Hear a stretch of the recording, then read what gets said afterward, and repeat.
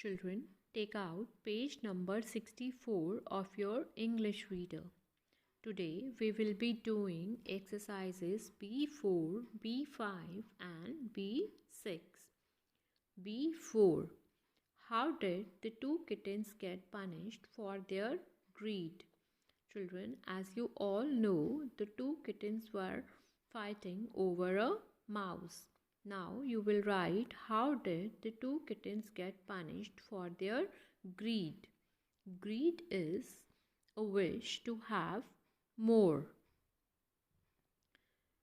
Yes, children, you all know. Yes, the two kittens were thrown out of the room outside in the stormy night. B5. What lesson do you learn from this poem? Yes, children? Yes, we should not fight over petty things. Petty things mean small things. And we should try to solve matters in a friendly way. B6. The first stanza of the poem says, two kittens one stormy night began to quarrel and then to fight. What is the difference between a quarrel and a fight? You may consult a dictionary.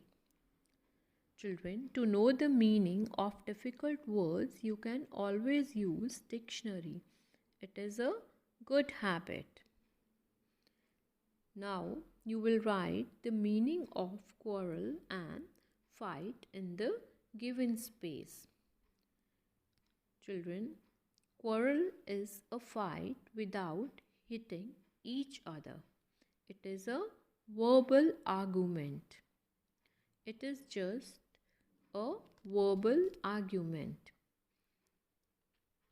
Fight. Fight means hitting someone physically.